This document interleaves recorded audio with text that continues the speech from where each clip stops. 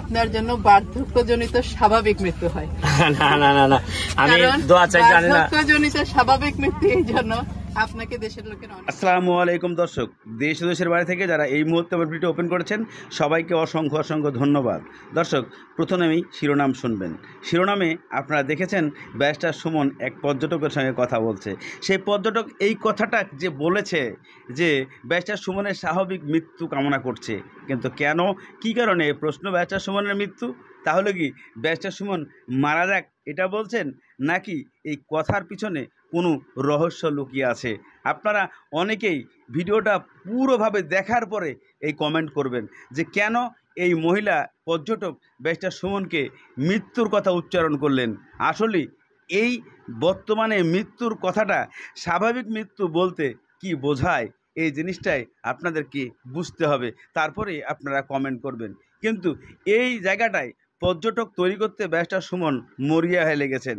আপনারা কি চান যে ব্যারিস্টার সুমন এই জায়গায় পর্যটক কমপ্লিট করুক, নাকি মুখে বলছেন যেটা প্ল্যানিং করছেন সেটাই থেকে যাবে, নাকি ব্যারিস্টার সুমন সামনে এই জায়গাটাকে পর্যটক হিসাবে উনি তৈরি করবেন এবং দেশ বিদেশ থেকে হাজার হাজার মানুষ আসবেন এই পর্যটকের চা বাগান দেখতে, এই দৃশ্য দেখতে, যা আমরা বর্তমানে কক্সবাজার যাই, যা আমরা বর্তমানে বিভিন্ন জায়গায় যাই দেখতে, সেভাবেই কি আপনারা সিলেটে যেতে পারবেন, নাকি ব্যারিস্টার সুমনের স্বপ্ন স্বপ্নই থেকে যাবে এবং এই মহিলার স্বাভাবিক মৃত্যুর সেই কথাটি কখনো কোনো কারণে দৃশ্য পূরণ হবে না? চলুন আমরা সেই দৃশ্যের কিছু অংশ।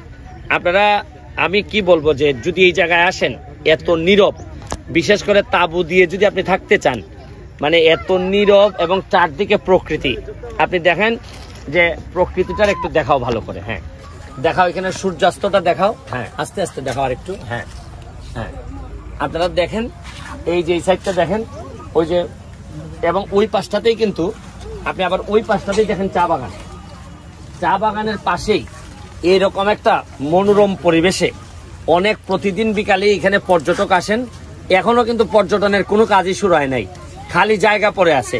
খালি জায়গাতেই যে কি সম্ভাবনা, আমি এই ভিডিওর মাধ্যমে এমপি হিসাবে সরকারি অথবা প্রাইভেট যারা ইনভেস্ট করতে চান পর্যটনে, আমি আপনাদেরকে দাওয়াত দিব যে আসেন, দেখে যান আমাদের এলাকায়। এটা হচ্ছে গিয়ে চুনারঘাট উপজেলার 5 নম্বর ইউনিয়নের জায়গাটার নাম হচ্ছে গিয়ে পানছড়ি ইকো রিসোর্ট।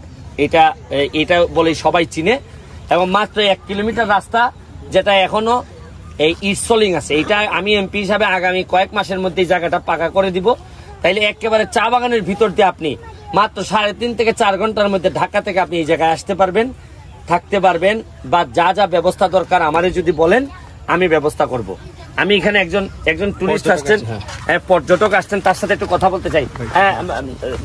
ম্যাডাম একটু আসেন প্লিজ।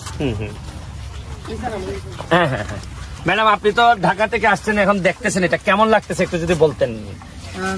জায়গাটা আসলে অত্যন্ত আকর্ষণীয়, আর নিজের দেশ এমনিতেই মায়া বেশি, আর দেশ বিদেশ ঘোরার কারণে তো আসলে অনেক কিছু যখন আমরা দেশের বাহিরে দেখি তখন ভিতরে একটা আফসোস তৈরি হয়, কেন যে আমার দেশে নাই, কেন আমার দেশে কখন হবে।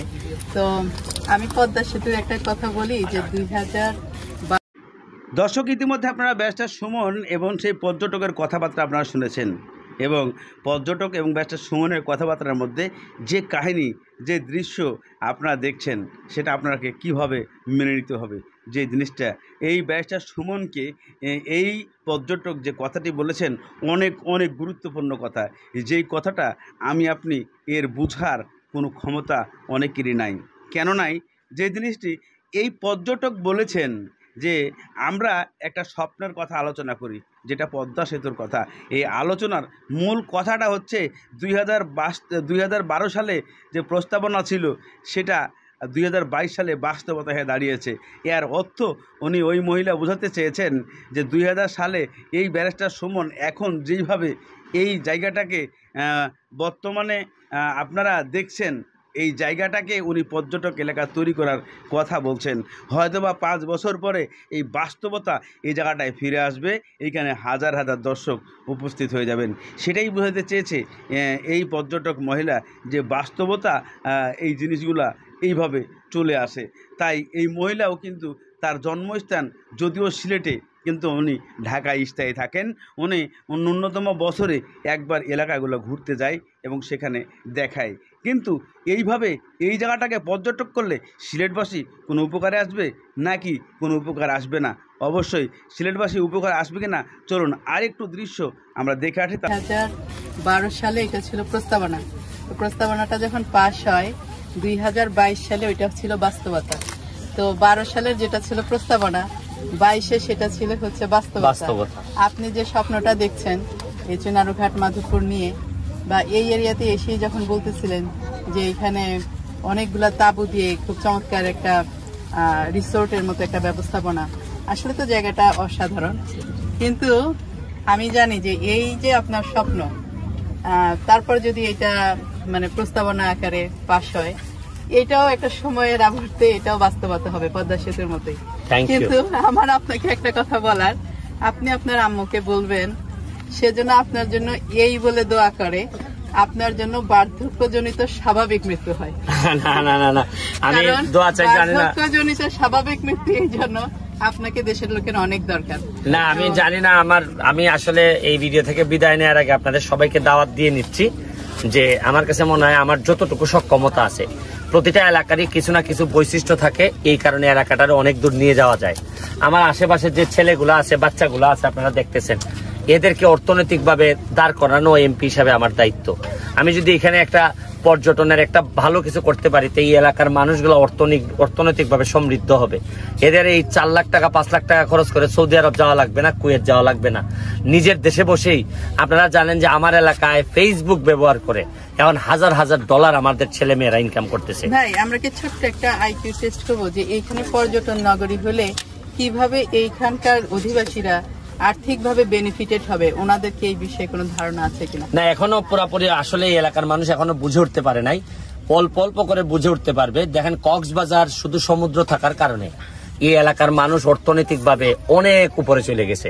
তো এইটা একটা স্বাভাবিক। এখানেও যদি আপনি পর্যটক নিয়ে আসতে পারি, দেখবেন এই এলাকার মানুষের ভাগ্য বদলাই দিতে পারবো। আমি জন্মের পরে আমার যে এলাকাটা পাইছিলাম, অথবা এমপি হিসাবে শপথ নেওয়ার সময় যে এলাকা পাইছিলাম, আমি মৃত্যুর আগে এর চেয়ে ভালো একটা এলাকা রেখে যেতে চাই। শুধু এলাকা না, আমার চেয়েও আরো যোগ্যতা সম্পন্ন মানুষ আমি এলাকায় রেখে যেতে চাই। তাতে আমার মৃত্যু অনেক বেশি শান্তিপূর্ণ হবে, সার্থক হবে। আজকের মতো বিদায় নিচ্ছি পানছড়ি থেকে, পানছড়ি ইকো রিসোর্টের জায়গা থেকে। ভালো থাকবেন, সুস্থ থাকবেন। দর্শক, ইতিমধ্যে আপনারা সমস্ত ভিডিও অংশগুলো দেখেছেন ব্যারিস্টার সুমন এবং সেই পর্যটক মহিলার। আপনারা এখন প্রশ্ন করতেই পারেন, কেন ব্যারিস্টার সুমনকে মৃত্যুর কথা বলা হয়েছিল?